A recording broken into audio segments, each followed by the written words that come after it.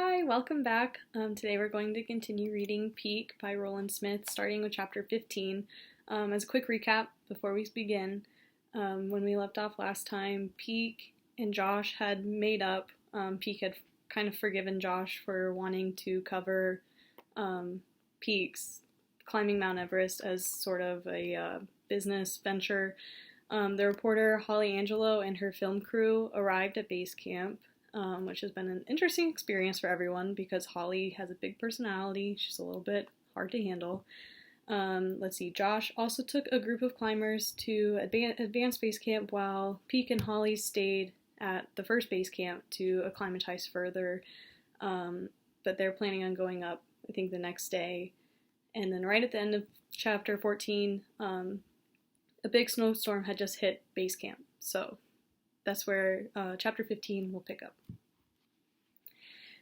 Chapter 15, Gamoff Bag. I made it as far as the HQ tent, but no farther that night. The storm dumped about 4 feet of snow on base camp. It was much worse up at ABC. Josh managed to get through on the radio only once during the night. It was scratchy and broken up, but we think he said there were sustained winds of 73 miles an hour and gusts of over 100. The team members were hunkered down in their tents, but there was no way for Josh to check on them because of the weather. At first light, he dug out and reported in again. Base, we're all accounted for, but we have 2 cases of HAPE, Francis and Bill. 1 severe, 1 mild. How's the weather down there? Clear, the radio operator, Sparky, answered. I just checked the meteorological maps, and there's nothing new coming in until tonight. When? Storm's ETA is 1900, give or take several hours. Josh gave a harsh laugh, followed by a coughing fit. When he finally recovered, he said, I hear you on that weather window. I'll start everyone down as soon as we get them rehydrated. We're giving Bill extra O's, and he's responding well. I think he'll be able to make it down on his own. Leah and I will follow behind him with Francis and a couple Sherpas. We'll give Bill a hand if he needs it. We're trying to get Francis into a Gamoff bag. Francis was the guy who grunted at the noodles. A Gamoff bag was invented by Igor Gamoff in the late 1980s and has saved a lot of climbers from dying of HAPE. It's like an airtight body bag. At high altitudes, the air pressure is extremely low. You zip up the victim in a Gamoff bag, pump it full of air until it's about the same pressure as it would be at sea level, and bingo, the climber can breathe again. Hopefully. We'll start looking for the first climbers in about 8 hours then, Sparky said. Be careful coming down. Avalanche risk is high. Keep us posted on the weather. Roger. I dug my tent out of the snow, then Zopa asked Semjo and me to dig out Holly's tent, which took us hours. She didn't help us, but she did keep us supplied with hot tea and cookies. Late that afternoon, the first of our team members started to struggle in, looking like zombies from Night of the Living Dead. It took them each 3 mugs of steaming sweet tea in the mess tent before they were finally able to put a coherent sentence together. It was a nightmare. The snow started 1,000 feet below ABC. It was so thick we had to fix a rope and tie ourselves together so we couldn't lose anyone. Couldn't see a bloody thing past your eyelashes. Then it really started snowing. 22 below at ABC without the wind chill. We nearly froze to death trying to get our tents up. The guy talking gingerly pulled the glove off his right hand. 3 fingers were discolored and blistered. Krieger says I'll keep the digits, but the little toe on my left foot is going to slaw off in about a week. Never liked that toe anyway. He laughed, but it wasn't a merry sound. I'd show it to you, but it would just make you sick. The blizzard wasn't the worst of it, another climber said. Not by a far sight. He is a cowboy from Abilene, Texas. An avalanche hit us about 2 in the morning. Sounded like the biggest dang stampede you ever heard. Wiped out 7 tents. Didn't lose a soul, thank the Lord, but we had to double and triple up in the remaining tents like sardines. Then the food ran out, the man with the frostbitten fingers said. Josh only had us bring enough for the trip up and back. This morning there wasn't a raisin to eat between us. We're lucky it cleared up. A couple more days and we would have starved to death. You're right about that, partner, the Texan agreed. When I crawled out this morning, I was eyeing one of them Yaks with murder in my heart. Guess we should have had that dang puja ceremony before we started up the hill. Where's Josh? I asked. Him and Krieger still hauling Francis down, the Texan drawled. They didn't leave till late, from what I hear. Turns out Francis is claustrophobic. Should have guessed it. He's always sleeping with half his head out the tent door. He went about plumb crazy when they zipped him into that bag. The only thing that saved him was that he passed out after a bit. You might be thinking that the above conversation was a little cold-hearted. And you'd be right. It was 10 below zero outside, slightly warmer than in the mess tent, but not by much. When you are exhausted, having a hard time catching your breath, freezing, starving, waiting for your little toe to drop off, you have other things on your mind than the welfare of your fellow climbers. Zopa waved Sunjo and me over to him and told us to get our gear. We were going up the mountain to help Josh and Leah. Junior, Will, and Jack joined us. They had been filming our climbing lessons with Zopa the past few days, and I wasn't sure they were coming with us to help or to get footage of the Gamoff bag in action. I didn't think 1,000 feet would make that much of a difference, but at that altitude, even 100 feet made a difference. Having to plow through freshly fallen snow didn't help. About every 20 steps, I stopped, sucking in ragged breaths of freezing air. At this stage, my hope of getting to the summit, a mile and a half above where I was currently suffocating, seemed about as likely as me flying a Gamoff bag to Jupiter. My only consolation was that Sunjo and the film crew were having about as much trouble as I was. The only person who wasn't affected was Zopa. He'd wait for us until we were about 50 yards behind him, then continue up the Rongbuk Glacier like a mountain goat breaking trail.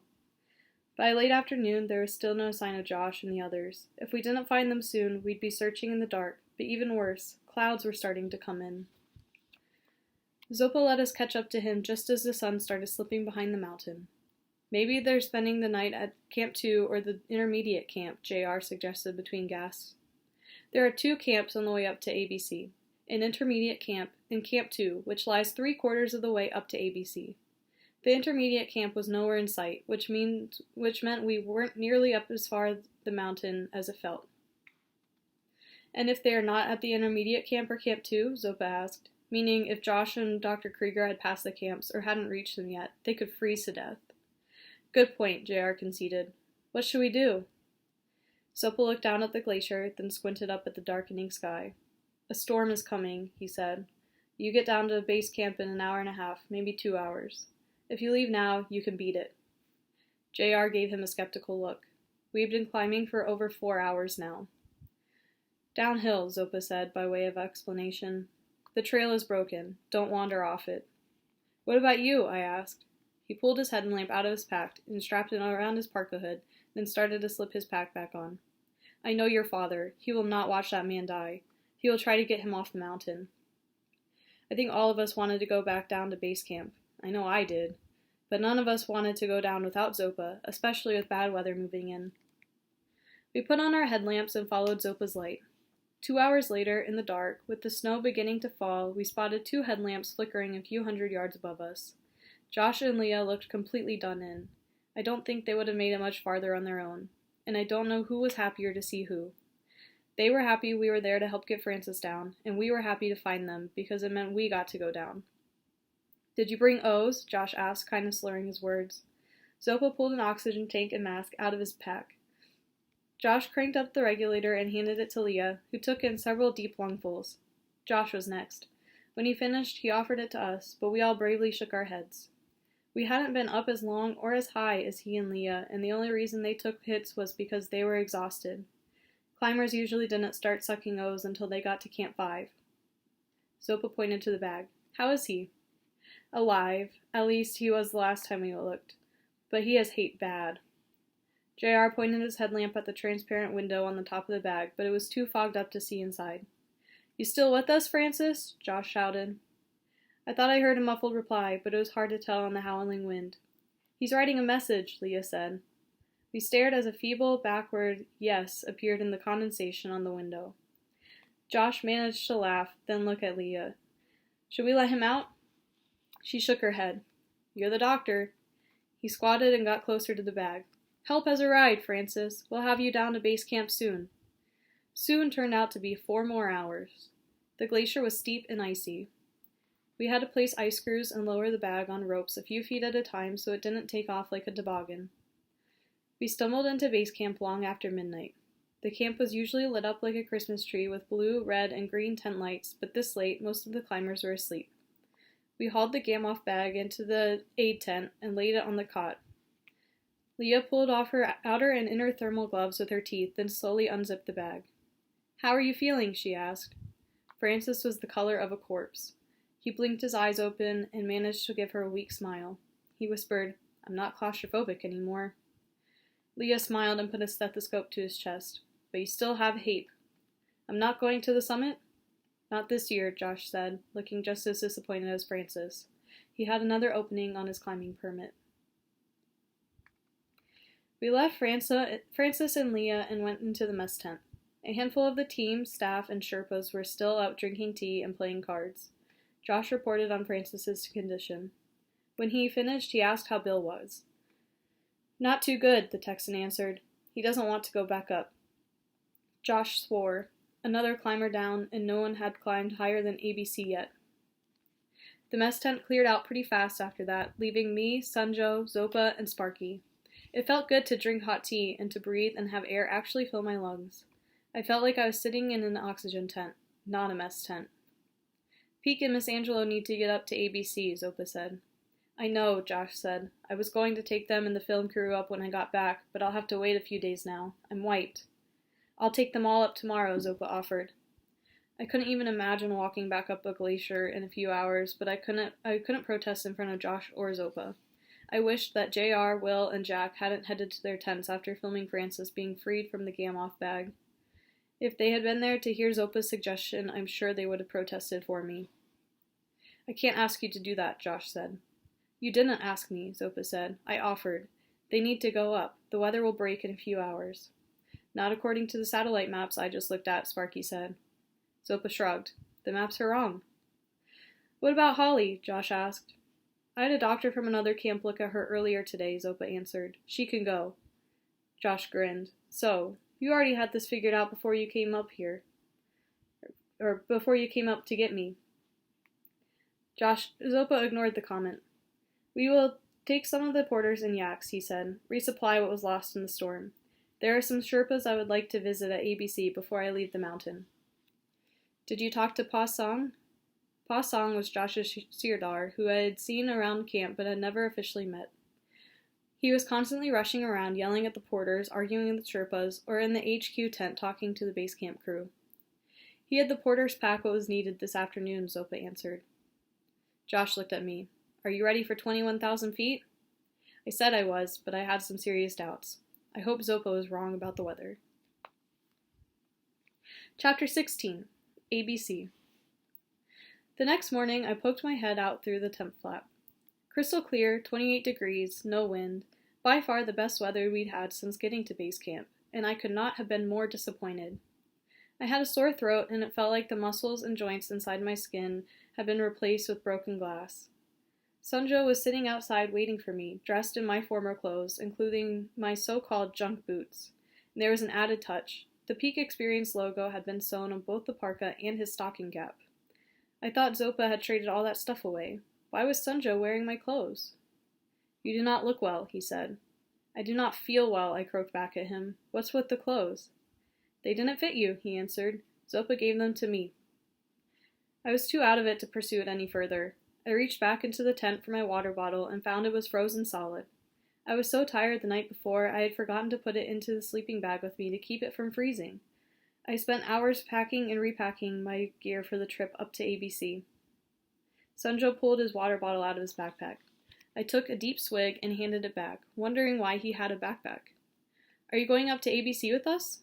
"Yes," he answered, "and I would like to leave before the herders. I don't like stepping in yak dung." "Me neither," I said, although I had never seen yak dung. The porters kept yaks corralled at the far end of the camp. I hadn't been over there yet, but you could sure smell the shaggy bovines when the wind blew from that direction. I wondered why Zopa hadn't mentioned Sunjo going up to ABC with us the night before, but I was too tired, hungry, and worried about the climb to ask Sunjo about it right then. "Guess we'd better try to wake up Holly."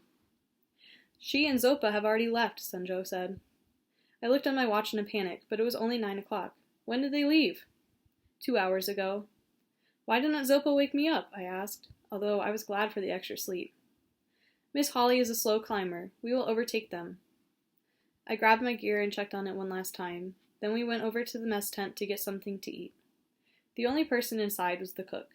I was disappointed Josh wasn't there to see me off, but considering what he had been through the past few days, I couldn't blame him for sleeping in.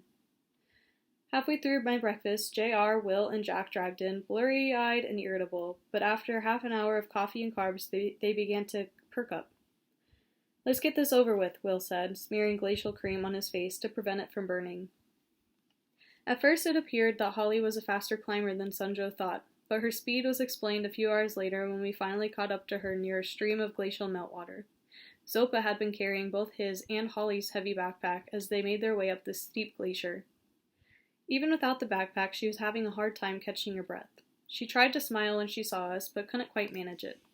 Zopa looked a little haggard, too, which wasn't too surprising considering he was carrying as much weight as a yak. Speaking of which, the yak herd had been gaining on us all day long and were now less than 100 yards behind.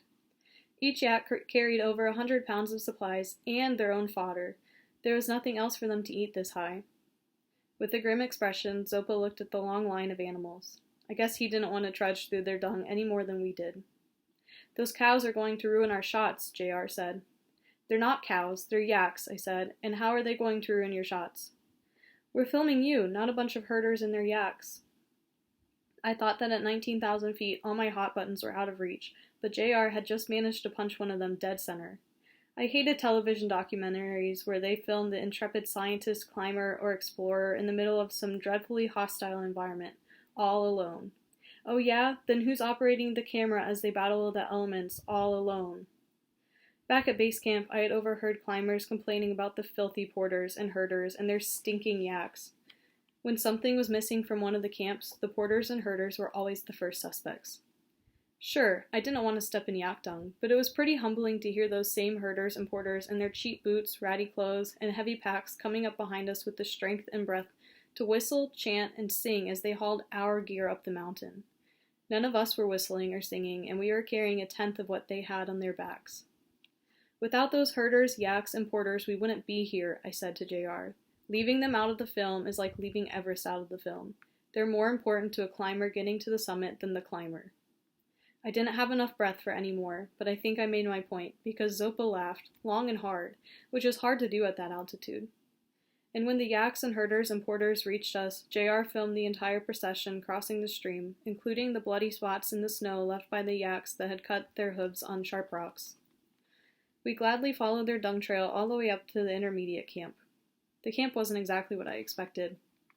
It was located at the very edge of an unstable cliff above a roaring glacial river. Behind us was a slope that looked like it was going to come tumbling down on top of us. I pointed out these two potential disasters to Zopa, and as an exclamation mark, a boulder popped loose and came tumbling down the slope, sliding to a stop about 50 feet from where we were standing. "It's level," Zopa said, as if a comfortable sleep were all that mattered before we were crushed to death. I looked around at the others. None of them seemed bothered, but that might have been because they were so exhausted they could barely move. I knew exactly how they felt. The simplest tasks seemed to take forever, and we weren't even up at ABC yet. There were 3 higher camps above that. After setting up our tent, Sunjo and I had decided to bunk together so we didn't have to carry up an extra tent. We set up Holly's. She hadn't uttered a single word since we caught up to her. She was sitting slumped on a flat rock like a puppet with its strings cut, watching us through dull, lifeless eyes. Sunjo went to help Zopa and the other Sherpas get dinner ready, and I walked over and asked Holly how she was doing. She took several deep breaths, and on the last exhale managed a wheezy, "Fine." At sea level, anyone who looked like she did would be in the back of an ambulance on their way to emergency, but at 19,028 feet, the emergency threshold was proportionately higher.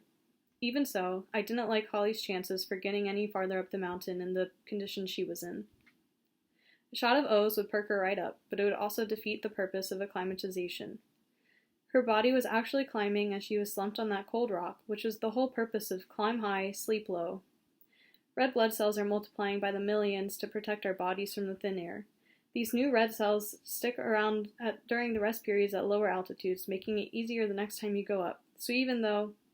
"Shut up, Peak," Holly managed to say with a small smile. "What?"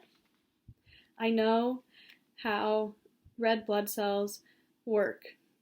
I stared at her completely dumbfounded until I realized that somewhere in the middle of my thoughts I had started talking out loud without realizing it, which should give you some kind of idea of what kind of shape I was in. Sorry. Holly nodded. Help me to my tent. When I got her up, she swayed, but a couple of shallow breaths steadied her. It took us a good 5 minutes to walk the 15 feet to the tent, and by the time we got there, we were both gasping. It felt like somebody had cut my strings. What was happening to me? I deposited Holly in her tent, then slowly made my way over to Sunjo and Zopa, wondering if I was going to make it there without collapsing. Zopa handed me a cup. I took it from him, but I wasn't sure what I was supposed to do with it. Drink, he said. Oh yeah, I thought sluggishly. A cup. You drink from it. That first sip flowed down my esophagus and hit my belly like some kind of magic elixir. What is this stuff? Zopa stared at me. Tea, he said, with sugar. What kind of tea? Plain old green tea. He reached into the inside pocket of my Gore-Tex coat, pulled out my water bottle, and shook it. It was nearly full. Dehydration, he said. You are not drinking enough. This will kill you faster than the thin air. He nodded towards Sunjo, who also had his hands wrapped around a mug of tea. Sunjo was guilty too. I hadn't felt thirsty all day, but I knew Zopa was right. If you waited to drink until you were thirsty at this altitude, it might be too late. Holly, I said with alarm, thinking she was suffering from dehydration too. Zopa shook his head. Miss Holly has had plenty of fluids, he said. I made certain. She's not doing well, I said. I've seen worse, Zopa said, and some of those made it to the summit. You can never tell who the mountain will allow and who it will not. I had a miserable night. I went a little overboard in my hydration and had to get up 3 times to pee. Then it seemed that every time I started to doze off, a boulder from the slope let loose, causing me to sit up in terror as I waited for it to crush us. But the worst problem was my throat. By morning, it felt like I had a hard-boiled goose egg lodged in it. With all my tossing and turning and peeing, I don't imagine that Sunjo got much sleep either, but he didn't complain. On a bright note, the morning was as mild as the previous morning, and Holly was much improved. She managed to walk to the mess tent to have breakfast with us. The night before, Zopa had served her dinner in her tent. The herders and Yaks left an hour before we did. They would go straight up to ABC without stopping at Camp 2, which should give you some idea of the kind of shape they were in compared to us. JR came up as I was packing the tent and said he wanted to do an interview with me before we headed up. Sunjo and Zopa were packing up Holly's gear. I had already done several of these interviews down at base camp, and I dreaded doing any more. I had discovered that a camera in my face and a microphone boom dangling above my head turned me into a babbling idiot. Just act natural, JR would say. Be yourself. Right. Then he would give me little prompts like, what's it feel like to be up on the world's greatest mountain with your dad? Or, how does being up on Everest compare to climbing skyscrapers? I would try to answer the questions with straightforward honesty and end up spewing forth the most incredibly lame answers imaginable. I stopped packing and joined the crew, trying not to look too glum. They had positioned the camera in front of the rotting slope, and I was up all night listening to the slope belch boulders, which Will made me squat, pulled off the hood from my head so they could see my face, and wiped off all my glacial cream, which I had just carefully applied. Man, wouldn't it be great if one of those big boulders let loose while we were doing this? Jack said. He was a sound guy and was always hoping that something horrible would happen when the film was rolling. Okay, JR said, we're going to keep it real simple today. I just want you to repeat what you said yesterday about the Yaks and porters. That was really poignant. And you were absolutely right. I don't know if they'll use it in the final version, but they sure ought to. I was thrilled. In fact, during my sleepless night, I thought about what I said and wished they had had the camera rolling. JR gave the cue. On 3, 2, 1, tape rolling. I opened my mouth and nothing came out. We're rolling, JR said impatiently. The camera batteries didn't last very long in cold weather. I tried again, but nothing came out. Any time, Peak. A boulder's coming loose, Jack said excitedly. Come on, Peak. I pointed to my mouth and shook my head. My voice was gone. JR swore. That boulder's ready to pop, Jack said. I think it's going to miss us, but it will definitely be in the frame. Zopa, JR yelled, can you come over for a little stand-up? Zopa shook his head and pointed at Sunjo. Let Sunjo do it. Get out of the frame, Peak, JR shouted. I moved and Sunjo quickly stepped into my place. We're still rolling, JR said. Talk about your feelings toward the mountain, Sunjo. Maybe something about your father. On 3, 2, 1... My father came to Sagarmatha when he was my age, Sunjo said in his cool accent. He started as a porter and worked his way up to become a Sherpa and assistant sirdar. He told me that he climbed mountains so I would not have to, but I think there was more to it than this. The boulder Jack hoped would fall did, along with a ton of other debris. Sunjo did not flinch or even glance behind him at the mini avalanche. He just kept talking, and JR kept filming. My father was a stranger to me, but here on the mountain I am getting to know him through the conversations of the Sherpas and climbers and porters. I came here to see the mountain, but what I'm discovering is my father. Beautiful, JR said. It was beautiful, and I hate to admit it, but I was a little jealous of Sunjo's smooth performance. Unlike me, he was totally comfortable in front of the video camera. JR had never praised me after a taping. Of course, I was lousy at it, but still. Jack and Will were patting Sunjo on the back, telling him what a natural he was. I walked back to our tent and finished packing. I don't think they realized I had left. At mid-morning, the weather turned, with gray clouds coming in from the west and a bitterly cold wind blowing down the mountain. We had to stop and put on more layers of clothes. I covered my face with a silk balaclava and wool scarf. My throat was no better, but I trudged on, one step at a time, stopping at every half hour, unwinding my shroud to drink, and gagging on every gulp. Zopa walked behind us, still carrying Holly's load and gently coaxing her up the slope as if he were her personal Sherpa or something. I didn't know if she had hired him, or promised to give money to the Tibetan monks, or if it was something else. But without him, she would have been going downhill instead of up. It took us 8 hours, half a mile an hour, to get to Camp 2. There were so many climbers there we barely had room to pitch our tents. Some of the climbers were coming down from Camp 4 above ABC, some were on their way up to ABC, and some were using the site as their base camp, which was hard to imagine because I could barely breathe. The film crew had set up their tents on the far side of the camp from us. The camp was at the junction of two glaciers, East Rongbuk and Beifang. You couldn't see the Everest summit from the camp, but there was a spectacular view of 3 other Himalayan peaks. There wasn't enough room to set up the mess tent, so we were on our own for dinner. I got the stove going while Sunjo walked down to a glacial pond to get water. By the time he got back, it had started snowing. We put the water on the stove and waited for it to boil, which was taking longer and longer the higher we climbed. I wasn't hungry, and I don't think Sunjo was either, but we both knew we had to eat. Sunjo asked me how I was doing. I tried to answer, but all that came out was a hissing croak. It didn't bother me that I couldn't talk. What worried me more was that the sore throat might be the beginning of something worse. There was a nasty virus going through base camp that had everyone in an uproar. If you catch something bad enough, your climb is over. As a result, the teams had circled the wagons by staying in their own camps and suspiciously eyeing the approach of other climbers as if they were plague carriers. Typically, one of the porters was accused of bringing the virus to camp, as if the climbers were incapable of carrying a virus to Everest. As we waited for the water to boil, we watched Zopa set up Holly's tent, which she crawled into as soon as it was up. Then he put up his own tent and started making their dinner.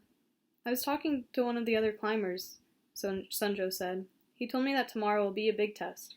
He's been up to ABC and has spent one night up at Camp 4. He said if we make it that far, we should be able to make it to the summit. I should have been paying more attention to what Sunjo was saying, but at that moment I was having a minor crisis that had nothing to do with my sore throat. What was causing the meltdown was the fact that it had been a relatively easy day, but I was a complete wreck. You can never tell who the mountain will allow and who it will not. Zopa's words had been echoing in my brain all day, and I was betting that Peak Marcella was in the not crowd, right beside George with the clogged heart and Francis of the gam-off bag. Dr. Wu had been wrong about my conditioning, or else I had screwed myself up by getting dehydrated. But if that was the case, why wasn't Sunjo suffering? I looked over at him. He was stirring the pot, chattering away like we were camped on a beach. The next morning, Zopa dragged us out of our tent before dawn. There was about a foot of new snow on the ground, but it had stopped falling. Hard climb today, he said, and we need to get up fast, or there won't be a place to pitch our tents. How's your throat? I shook my head. My voice is still gone, but I didn't feel any worse than I had the night before, which I considered a victory. Outside camp, we started up the trough, a depression that sits between 2 rows of jagged ice pinnacles that looked like giant canine teeth. The main path was well worn and clearly marked by the Yaks. Zopa warned us to stay on the path. If you wander off of it, Even to take a pee, you could be lost forever in the ice maze. I promise this is the last time I'm going to talk about high-altitude bodily functions. Answering a call of nature on the mountain is a huge ordeal because at that altitude you can't do anything fast and you have to take off layer after layer of clothing. It can delay your climb by a half hour or more, which can ruin your chances of getting higher because bad weather moves in so quickly. This is why you try to take care of all of this before you leave camp. About noon, we ran into the porters, yaks, and herders heading back down to base camp. They were still whistling and singing, and I was tempted to get in line with them. I think the only thing that stopped me was that Holly had been in front of me all day long, and I wasn't about to let her get any higher up the mountain than me. 2 hours later, we got our first look at ABC. Sunjo pointed out the tiny colored tents in the distance, but the camp wasn't as close as it looked. It was 3 more torturous hours away. The only bright spot was that Sunjo and I managed to pass Holly and Zopa about 100 yards before they reached camp. ABC, 21,161 feet. Higher than Kilimanjaro and Mount McKinley, and I felt it. The crude camp made every other place we had stayed in seem like paradise. It was situated on a pile of rubble between a glacier that looked like it had been formed by frozen sewage and a rotten rock wall. The ground was littered with ankle-breaking rocks and life-ending crevasses. JR filmed our triumphant arrival. I barely had the strength to even look at the camera as I trudged by it. There were only about 6 tents up, so there was plenty of room for us to stake out an area for the team. Unlike at base camp, people weren't wandering around socializing. They were either too pooped to move or terrified about twisting something this close to the top. By the time Zopa and Holly arrived, we had our tents set up and a fire going from the wood the porters had left. "How's your throat?" Holly asked. Sunjo and I nearly fell off the rocks we were sitting on. This was the first full sentence she had put together since we left base camp, and her voice sounded almost normal. We had passed her, but she seemed in better shape than we were. "It's still sore," I said with difficulty. "I think there's a doctor up here," she said. "I'll go find him." By the time we had her tent set up, she was back with the doctor in tow. He looked like he needed a doctor himself, but he examined my throat, then called Leah Krieger down at base camp. They decided to put me on antibiotics. Josh came on the radio and asked me how it was going. I couldn't answer, so I turned the radio over to Holly, who gave a glowing report. Josh said they were heading up to ABC, then to Camp 4 for a night, and would no doubt see us on our way down. I should mention something about the radios here. Their frequencies were wide open, and people had nothing better to do than sit in their tents and monitor the chatter. This included Captain Sheck and the soldiers. As a result, everyone was careful about what they talked about, especially expedition leaders like Josh.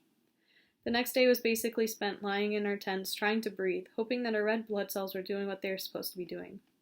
When we moved, it was in slow motion, like we were on the moon. You'd get a plate of food and stare at it, thinking a couple minutes had passed, and tell yourself you should try to eat before it cooled off. Fork to mouth, ice cold. Huh? Look at watch. Half an hour? How? By the morning we left, the antibiotics had kicked in and my throat was better. I even managed to croak out a couple of understandable sentences. Sunjo, on the other hand, wasn't feeling good. He had spent a good deal of the night vomiting outside our tent door. Every time he puked, Zopa would come over and make him drink, worried about dehydration. I felt bad for him, but to be honest, his getting sick perked me up a little. Terrible, I know. I felt better knowing I wasn't the only one having a difficult time. The 3-day trip up took us 9 hours to complete on the way down. We ran into Josh between the first and second camps. He asked how my throat was, then continued toward ABC, shouting down to us that he would see us in a few days. Holly not only carried her own backpack on the way down, she beat us to base camp by half an hour. You can never tell who the mountain will allow and who it will not. Chapter 17. Letters from Home. That first night back in base camp, I slept for 15 hours. When I finally woke up, I felt as good as I ever felt in my entire life. I could have easily gone out for an 18,044-foot jog, but instead I walked to the mess tent and ate about 9 pounds of food. Dr. Krieger came in and watched me wolf down my last plate, then took me over to the aid tent to look at my throat. She said that it was better, but I needed to keep taking the antibiotics for the next week to make sure it went away. My next stop was HQ, where they congratulated me on making it to ABC and gave me a packet of letters from home. There was a card for Rolf, 2 letters from Mom, and 5 thick letters from Paula and Patricia. The envelopes were crumpled and smeared with dirt and grease. I looked at the postmarks. The mail had been sent to Josh's office in Chiang Mai boarded to Kathmandu, and from there, no doubt, thrown into a truck headed to the mountain. Then airmail. Getting the letters caused my good mood to tank. I hadn't spent 1 minute thinking about my family since I'd arrived at base camp, and I felt a little guilty. But what really bothered me was that the letters had arrived at base camp in the first place. This meant that some of those letters I had sent to my father when I was a kid probably had arrived too. He had gone into a tent at some high-altitude camp just like this, and came out with a stack of letters, which included a letter from his son. I was so mad I wanted to run up to ABC and punch him in the goggles. Instead, I decided to finish Moleskin number 1, which you are reading, and sent it to my mom. Kind of like a long letter. I was not going to ignore my family the same way that Josh had ignored me. And it will fulfill my requirement for Vincent at GSS. The next morning, I went to the mess tent to get something to eat before getting back to the Moleskin. Sanjo wasn't there. Boy very sick, the cook told me. I took a thermos of hot tea over to Sanjo's tent. He was cocooned in his sleeping bag like a caterpillar larva, with only his stocking-capped head sticking out. "You shouldn't be here," he croaked, but I could tell he was happy to see me. His eyes were sunken and bloodshot. And maybe it was the dim light coming through the blue nylon tent, but he looked like he had lost 10 pounds since I saw him. I poured him a cup of tea. "You shouldn't be here," he repeated. "Forget it," I said. "You and I have been swapping germs for weeks. I'm immune." I put the cup to his lips, hoping I was right. "I will be better in a few days." Looking at him, that was hard to believe, but I said I sure hoped he was right. I stopped by a tent. I wasn't sure if Dr. Krieger's duties included treating kitchen help, but if they didn't, I was going to talk her into it. She was tapping away on her laptop, but stopped when I came in. "How are you feeling today?" "Fine, but I'm worried about Sanjo." She made me open my mouth and shone a light down my throat. "Inflammation is almost gone," she said, clicking off the light. "But you need to keep taking those antibiotics, especially if you insist on visiting sick people in their tents." "So you've seen him?" I said. "Last night and this morning." And he's sick, but he'll live." I spent the next 2 days writing and managed to finish the first Moleskin on the day that Josh was to return from ABC in Camp 4. When I got to the end of the notebook, I wrote letters to Paul and Patricia thanking them for the artwork they had sent and telling them how I had pinned it up in my tent so it was the first thing I saw in the morning and the last thing I saw at night. I told them that I had missed them so bad I was thinking about wrestling a yak and riding it back to New York. Last, I wrote to Rolf. He had sent me a card with a photo of King Kong clinging to the Empire State Building. Inside were 3 $100 bills and a handwritten note. "Hang in there, Peak. I miss you. I want you home. Love, Rolf." Not we. I miss you. I want you home. With these 2 sentences, he had done more for me than Josh had ever done, or could ever do. I went over to HQ and addressed the envelopes. Sparky told me the mail would go out the following morning. When Josh arrived late that afternoon, I didn't tell him about the Moleskin or the letters. He didn't deserve to know. So that's the end of chapter 17 and the end of part 1. So in the next video, we'll pick up with the beginning of part 2, which begins with chapter 18.